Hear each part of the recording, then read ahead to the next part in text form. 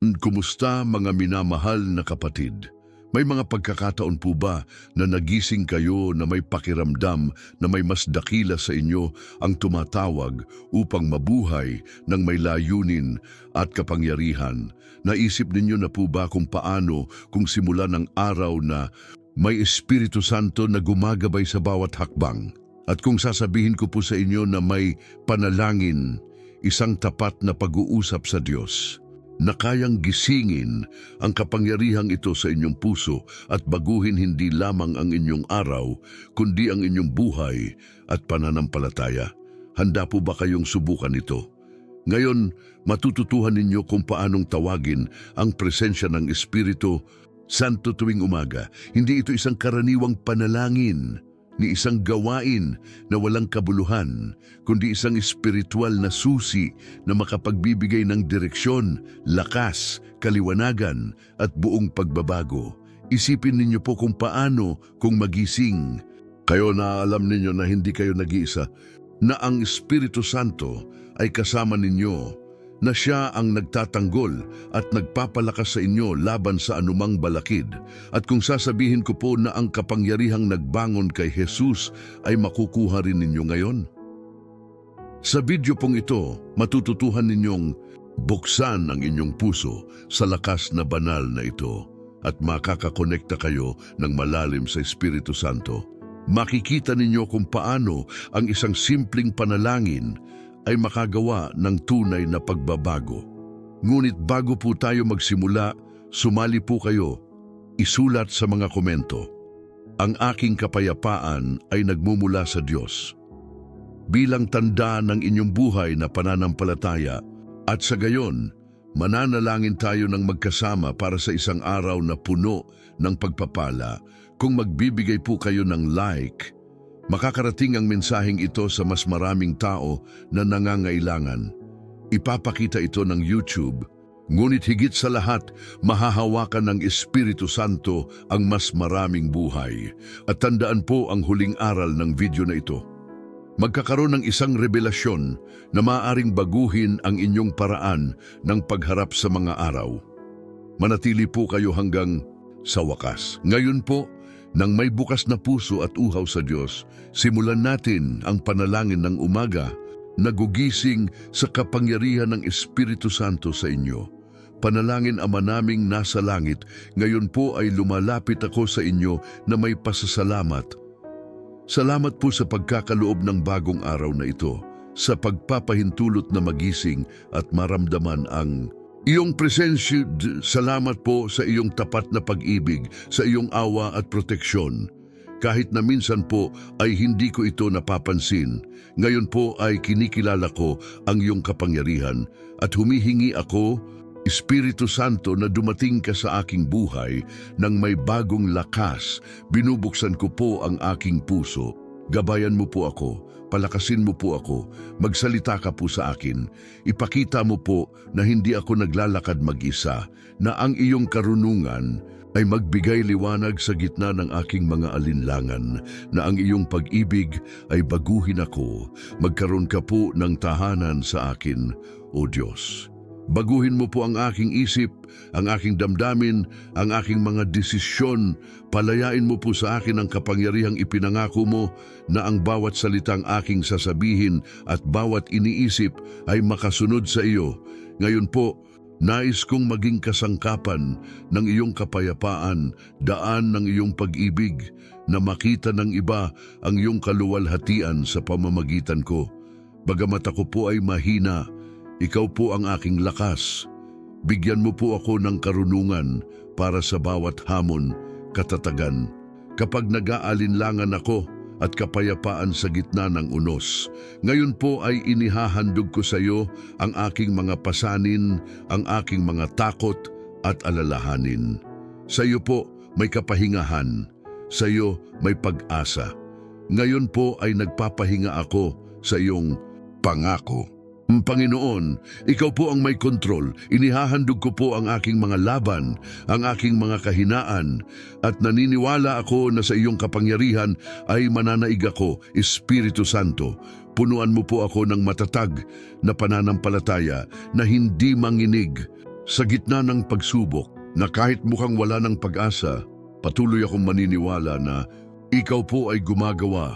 Palakasin po ang aking pananampalataya upang maglakad ng may katiyakan na walang makapaghihiwalay sa akin sa iyong pag-ibig, na ang pananampalataya ay maging aking kalasag laban sa bawat hirap, at sa bawat hakbang ay maramdaman ko na kasama kita, Ama. Amadot, siglahin mo po ako ng bagong apoy para sa iyong salita, na magningas ang aking puso para sa iyong kalooban, at ang bawat desisyon ay makasunod sa iyo. Na ang mabuhay para sa iyo ang aking pinakamalaking adhikain. Espiritu Santo, magsalita ka po sa akin. Ipakita mo po ang mga hindi ko pa nauunawaan. Gabayan mo po ang aking isip tungo sa iyong katotohanan. Gawin mo po akong sensitibo sa iyong tinig upang lagi kitang marinig at sundin ng walang takot. Ngayon po ay sumusuko ako ng buo sa iyo. Ipinapahayag ko na hindi na ako mabubuhay para sa sarili ko, kundi para sa iyo. Na ang aking buhay ay maging patotoo ng iyong nagbabagong kapangyarihan. Alam ko po na darating ang mahihirap na araw, mga sandali ng sakit o pag-aalinlangan. Ngunit kayo po ang laging naroroon. Sa bawat unos ay kayo ang aking katahimikan, sa bawat kawalan ng katiyakan ang aking kasiguruhan. Kung mahirap ang landas, malalaman ko na sa iyo may lakas akong magpatuloy. Panginoon, nais ko pong maging liwanag sa gitna ng kadiliman. Nais ko pong ang aking mga salita at gawa ay magpatingkad ng iyong pag-ibig na sa pagkakita sa aking buhay. Naisin ng iba na matagpuan kayo. Gamitin mo po ako bilang kasangkapan ng kapayapaan at ng katarungan, na kung saan may kalungkutan, do ako ay magdala ng aliw. Kung saan may kadiliman, ako ay magdala ng iyong liwanag. Ngayon po, Espiritu Santo, baguhin mo po ang aking buhay. Punuan mo po ang aking puso ng bagong pananaw, isang bagong sigasig para sa iyong kaharian, na ang lahat ng aking gagawin ngayon ay ekspresyon ng iyong pag-ibig, na ang bawat hakbang ay gabay ng iyong kalooban. Punuan mo po ang bawat sulok ng aking katauhan. Empalayain ang lahat ng alinlangan, takot o kawalan ng pag-asa, na ang iyong kapayapaan ay makapuno sa akin, at palaging maalaala na kayo po ang may kontrol. Sa iyo po walang dapat katakutan. Salamat po, Panginoon, sa iyong presensya. Salamat sa Espiritu Santo, sa kanyang lakas, karunungan at pag-ibig. Ngayon po ay nangangako akong mabuhay para sa iyo, maging tapat sa iyong tawag at maglakad sa iyong mga landas, na ang aking buhay ay magpakita ng iyong kaluwalhatian, at sa huli ay marinig ang mga salitang, magaling, matapat na alipin. Inihahandog ko po ang aking buhay. Lahat ng kaluwalhatian ay sa iyo, Jesus. Amen. Na ang panalangin na ito ay hindi lamang mga salita, kundi isang pagbabago, na ang Espiritu Santo ay laging kasama mo. Ang pangako ng Espiritu Santo ay totoo. Hindi lamang sa mga sandali ng matinding panalangin o kapag lahat ay maayos. Kasama ka po siya mula nang magising ka tuwing umaga. Ngunit ang tanong ay, inilalapat mo po ba siya? Si Jesus po ay nagsabi ng malinaw sa Juan 14:20. Ngunit ang tagapag-aliw, ang Espiritu Santo na susuguin ng Ama sa aking pangalan, siya ay magtuturo sa inyo ng lahat ng bagay at ipapaalala ang lahat ng sinabi ko sa inyo. Ito po ay isang mensahe ng pag-asa. Ang Espiritu na kasama ni Jesus ay magagamit mo mula sa unang sandali ng araw. Paano po ito ginagawa? Sa pamamagitan ng tapat na panalangin, sa pananampalataya mula sa sandaling magising ka, bago ka bumangon, makipag-usap ka sa Kanya, anyayahin mo siyang kontrolin ang iyong araw. Hindi ito isang walang laman na ritual, kundi isang tunay na imbitasyon sa Espiritu ng Diyos upang kumilos sa iyong buhay mula sa unang sandali ng araw. Kapag ginawa mo ito, isang makapangyarihang bagay ang mangyayari. Ang Espiritu Santo ay magsisimula na gabayan ang iyong mga iniisip, baguhin ang iyong isip at ipakita ang mga landas na hindi mo noon nakita. Ang bawat ideya ay magmumula sa kanyang karunungan. Ang bawat desisyon ay lilimutan ng kanyang kapangyarihan. Hindi ito tungkol sa panalangin lamang, kundi sa paniniwala, sa pagtitiwala, sa pangakong ibinigay ni Jesus. Ang kanyang espiritu bilang gabay, bilang lakas, bilang aliw, hindi lamang sa mahihirap na sandali, kundi sa pang-araw-araw na buhay. At kung hindi natin siya inaanyayahang sumama, magiging walang direksyon ang ating araw. Punong-puno ng kabalisahan, walang layunin. Ngunit kapag dumating ang Espiritu Santo mula sa umaga, lahat ay magbabago. Magkakaroon ka ng kaliwanagan, kapayapaan at kahulugan. Kapag pinili mong simulan ang araw mo kasama siya, lahat ay mag-aayos ayon sa kalooban ng Diyos, at ang mga bagay ay lalabas ng may mas malaking layunin. Ngayon po, inaanyayahan ko kayong magmuni-muni. Kapag nagising, gawin ninyo ang isang malayang kilos ng pananampalataya. Isipin ninyo na ang Espiritu Santo ay kasama ninyo mula sa unang hakbang na inyong gagawin pagkabangon sa kama. Maramdaman ninyo ang kanyang presensya na yumayakap sa inyo. Pinupuno kayo ng kapangyarihan. Handa po ba kayong gawin siya na bahagi ng inyong unang iniisip? Ang inyong unang panalangin, gawin ninyo ito tuwing umaga at makikita ninyo ang tunay na pagbabago. Makikita ninyo kung paano ang kapangyarihan ng Diyos ay humahawak sa mga bahagi ng inyong buhay na dating walang solusyon. Ang mga bagay na inyong akala'y imposible, lahat ay magsisimula ng mangyari ngayon.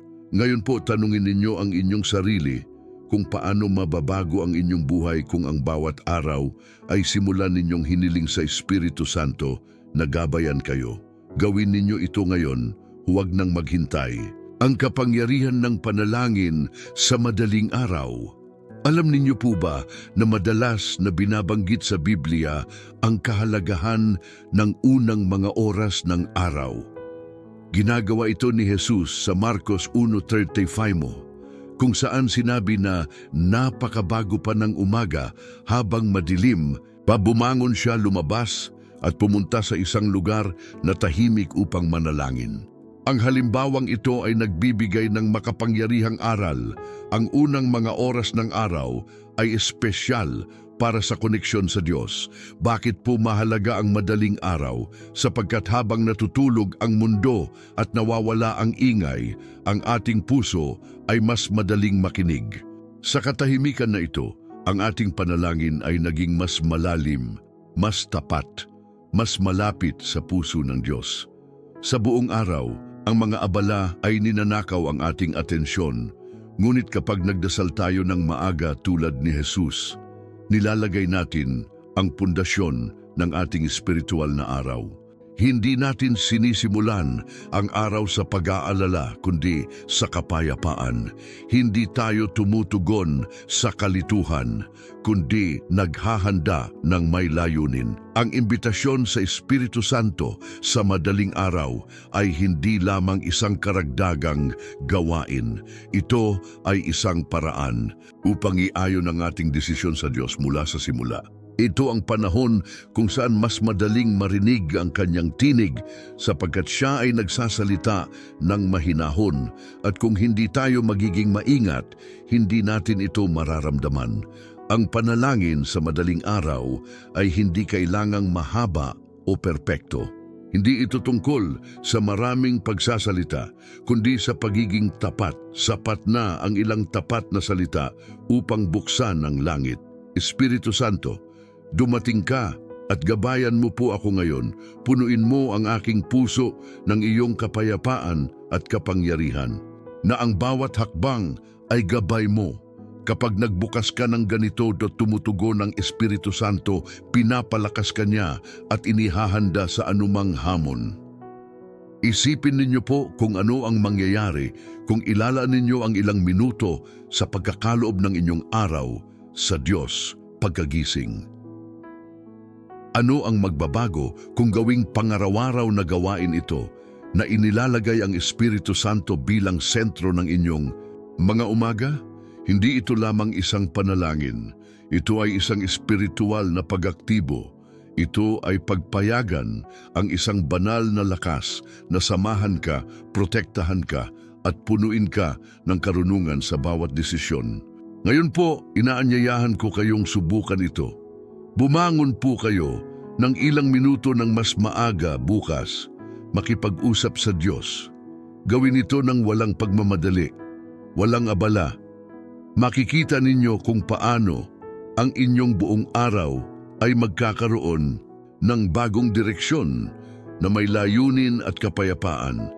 Ang panalangin sa madaling araw ay pagbibigay sa Diyos ng pinakamagandang oras mo. At kapag binigay mo ang pinakamaganda, lahat ay nagbabago. Ang kahalagahan ng pakikinig sa tinig ng Espiritu Santo. Naisip ninyo po ba kung nagsasalita pa rin ang Diyos ngayon? Ang sagot ay oo. Patuloy na nagsasalita ang Diyos sa pamamagitan ng Kanyang Espiritu Santo. Ang problema ay madalas natin itong hindi naririnig. Kaya masyado tayong abala na nawawala ang Kanyang tinig sa gitna ng ingay. Sinabi ni Jesus sa Juan 10:27, "Ang aking mga tupa ay nakikilala ang aking tinig, at sila ay sumusunod sa akin." Kung sinusundan natin siya, dapat natin siyang makilala ang kanyang tinig. Ngunit ang pakikinig sa Espiritu Santo ay nangangailangan ng higit pa sa panalangin. Kailangan ng atensyon, kahandaan at patuloy na relasyon. Narinig mo po ba siya sa iyong buhay?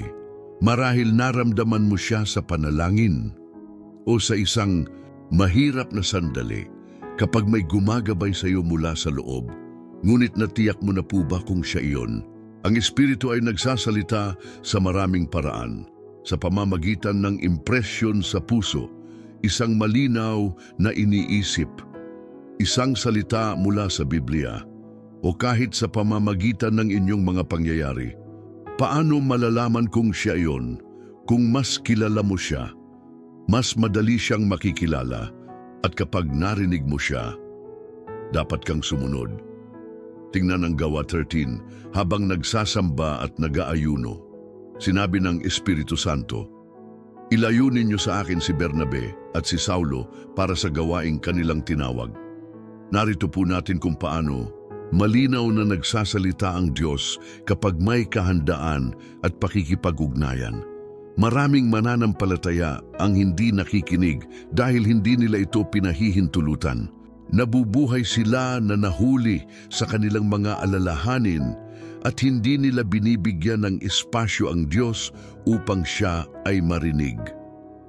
Ngunit kapag naglaan ka ng oras, kapag pumili kang tahimik sa harap niya, makikita mong marami siyang sasabihin sa iyo. Isipin kung paano ang iyong buhay kung araw-araw kang makikinig sa Espiritu Santo. Paano mababago ang iyong mga desisyon kung sa halip na gabayan ng iyong lohika ay susundin mo ang kanyang direksyon? Kapag natutunan mong makinig, ang iyong buhay ay naaayon sa kanyang layunin. Hindi ka na nabubuhay sa pagkakasala at nagsisimula kang maglakad ng may kahulugan. Ngayon po, inaanyayahan ko kayong gumawa ng pangako. Maglaan ng oras araw-araw lamang para makinig. Marahil hindi mo maririnig ang isang malakas na tinig, ngunit mararamdaman mo ang kanyang gabay sa puso, sa iyong mga iniisip, at sa mga bagay na nakapalibot sa iyo. Kapag natutunan mong makinig sa Espiritu Santo, makikita mong hindi ka kailanman nag-iisa. Siya ay nangunguna sa bawat hakbang mo. May mga pagkakataon po ba na naramdaman ninyong pagod, na parang wala ng kontrol ang lahat, na kahit nagdadasal kayo, hindi dumadating ang mga sagot, na parang malayo ang kapayapaan na lubos ninyong kailangan? Normal po itong maramdaman.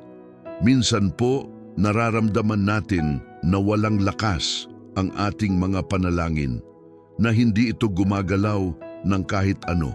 Ngunit ngayon po, nais kong pag-usapan ng isang bagay na maaaring baguhin ang pakiramdam na ito, na ang personalisadong panalangin. Sinabi sa Roma 8:26, ang Espiritu po ay tumutulong sa ating kahinaan, sapagkat hindi natin alam kung paano manalangin ng tama. Ngunit ang Espiritu mismo ay sumasangguni para sa atin sa mga hindi maipapahayag na halinging. Ang talatang ito, sinabi ng mundo na magkakaroon tayo ng kapayapaan kapag lahat ay gumaling. Ngunit sinabi ng Diyos na makakamit natin ang kapayapaan kahit sa gitna ng kalituhan. Kapag nagdadasal, kapag inihahandog natin ang ating mga pasanin sa Diyos, tumutugon siya ng may kapayapaan na sumusuporta sa atin. Marahil hindi mawawala ang problema, ngunit ang iyong puso ay makakahanap ng kapahingahan. Ang kapayapaang ito ay nagpapanatili sa atin. Tumutulong sa atin na hindi mawala ng katahimikan, upang maniwala na ang Diyos ay nananatiling kontrolado kahit hindi ito mukhang ganito. At kapag ang takot o kabalisahan ay nais na salakayin tayo, ang banal na kapayapaan ay naging ating kanlungan. Hindi ito lamang katahimikan, ito ay panloob na lakas. Upay isang lakas na nagmumula sa itaas at nagpapaalala sa atin na hindi tayo nag-iisa, na ang Diyos ay nakikipaglaban para sa atin. Ito ay isang kapayapaan na sumusuporta, na nagpapalakas, na nagpapabago. Ito ay isang kapayapaan na nagbibigay ng pag-asa kahit parang walang katapusan ang landas. Ngayon po, inaanyayahan ko kayong bitawan ang inyong mga pasanin. Huwag nang dalhin ang mga alalahanin na hindi para sa inyo. Ihandog ninyo ito sa Diyos at hayaang punuin siya ng kanyang kapayapaan. Hindi mahalaga ang unos na inyong haharapin. Siya po ay may kapangyarihan upang pakalmahin ang inyong kaluluwa at magbigay ng kapahingahan. Kapag naranasan ninyo ang kapayapaang ito, ang inyong isip at puso ay naaayon sa Diyos. Maglalakad kayo ng may kumpiyansa, alam na lahat ay nasa kanyang kontrol. Tandaan, ang mundo ay nagbibigay ng pansamantalang solusyon, ngunit ang kapayapaan ng Diyos ay walang hanggan. Ito ang sumusuporta sa iyo sa laban. Nagbibigay ng lakas sa pagsubok at nagpapaalala sa iyo na maniwala sa kanyang plano kahit hindi mo ito nauunawaan. Ang lakas ng pagpapatawad, pagpapalaya at pagpapanumbalik. Ilang beses na po ninyo naranasang kainin kayo ng galit. Alam ninyo po bang ang sugat na hindi gumagaling ay ninanakaw ang inyong kapayapaan? Ang pagpapatawad ay hindi lamang isang kilos ng pagsunod. Ito ay isang pinagmulan ng pagpapagaling at kalayaan. Sa Mateo 18:22, tinanong ni Pedro si Jesus kung ilang beses dapat patawarin. Hanggang 7, at sumagot si Jesus, hindi hanggang 7, kundi hanggang 70 beses 7. Ito po ay pagpapatawad ng walang hanggan, sapagkat ang pagpapatawad ay ang puso ng Ebanghelyo. Walang pagpapatawad, hindi natin mabubuhay sa kabuuan ng biyaya ng Diyos. Hindi madali ang pagpapatawad, lalo na kung malalim ang sakit. Ngunit ang pagpapatawad ay hindi pabor sa nagtapos sa atin. Ito ay isang regalo na ibinibigay natin sa ating sarili. Ang galit ay nakakalason sa kaluluwa. Pinapait tayo, ninanakaw ang ating kapayapaan at nakakaapekto sa ating relasyon sa Diyos. Sinabi ni Jesus sa krus sa Lucas 23:34, Ama, patawarin mo sila sapagkat hindi nila alam ang kanilang ginagawa.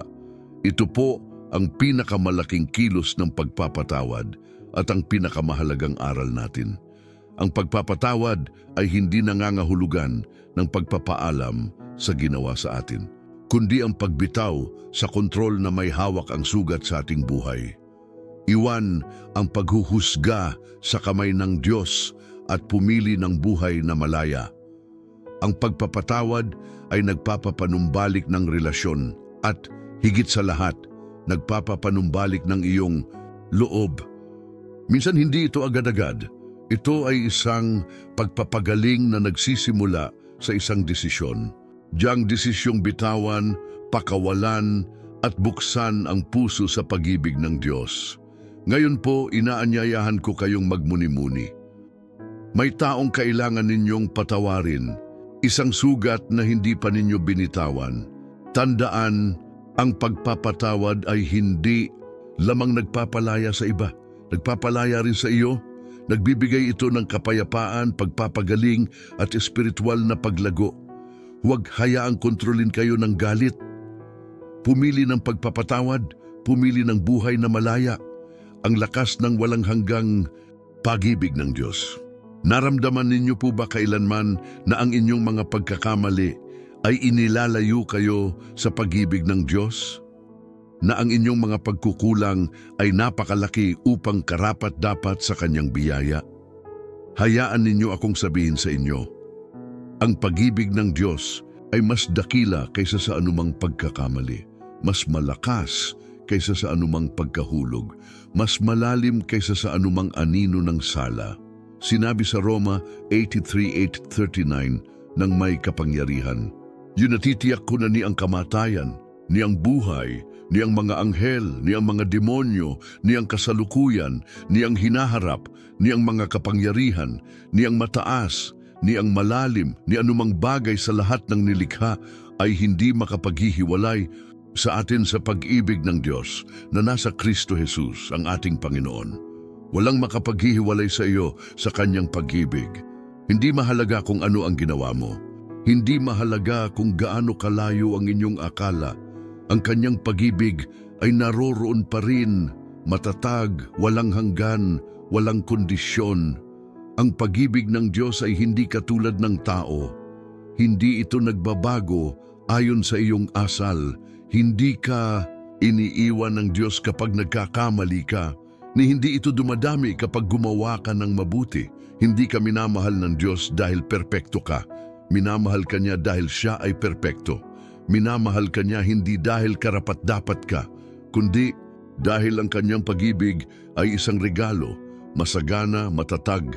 Ang pag-ibig na ito ay sumusuporta sa iyo kapag mahina ka, bumubangon sa iyo kapag parang wala ka ng lakas. Nagbibigay ito ng pagkakakilanlan, layunin at direksyon. Ito ay isang pag-ibig na gumagamot sa mga puso na nasira. Gumagaling sa malalalim na sugat na nagpapaalala sa iyo na anak ka ng Diyos, at kapag naunawaan mo ito, kapag tinanggap mo ito ng tunay, lahat ay nagbabago, pinapalaya ka mula sa sala, no tinatanggal ang takot na nagbibigay ng katiyakan na hindi ka nag-iisa, gagam. At hindi lamang ito nagbabago sa iyong loob, nagbabago rin ito kung paano mo tinitingnan ang iba.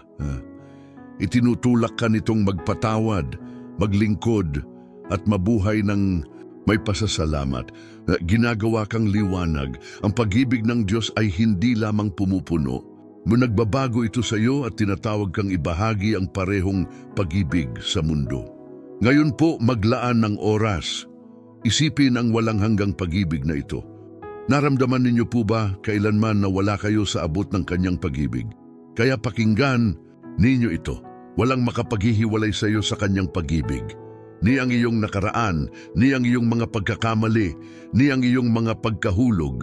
Minamahal ka ng Diyos tulad ng kung sino ka, at handa siyang yakapin ka ng may awa. Walang kasalanang napakalaki o pagkakamaling napakabigat na makahahadlang sa pag-amyenda mo sa Kanyang pag-ibig. Magagamit ito para sa iyo ngayon. Mismo tanggapin mo. Hayaang yakapin ka at payagan itong baguhin ang bawat sulok ng iyong buhay. Kumusta po? Pagbati sa inyong pagdating hanggang sa wakas.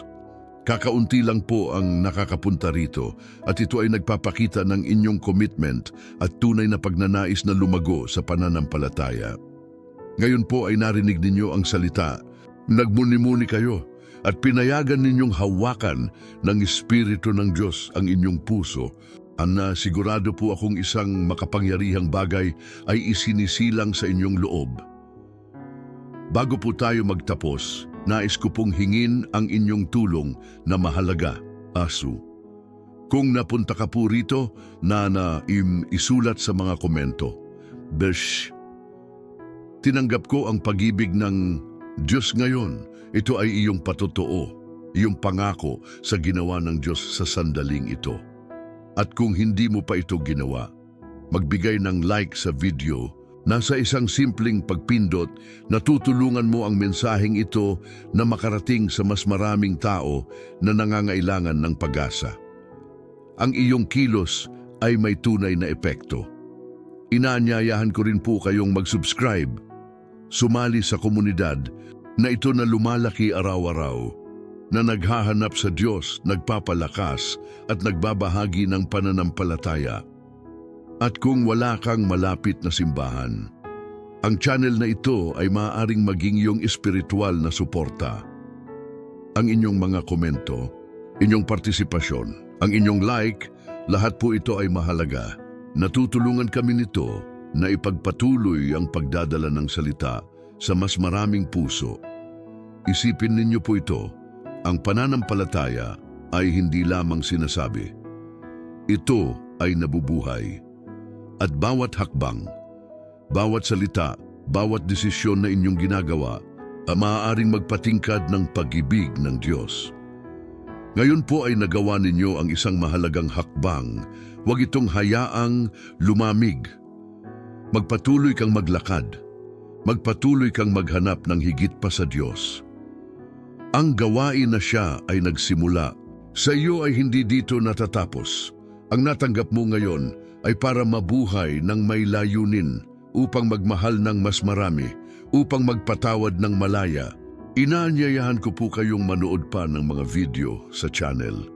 Hayaang patuloy na gabayan kayo ng salita ng Diyos. Baguhin kayo, suportahan kayo.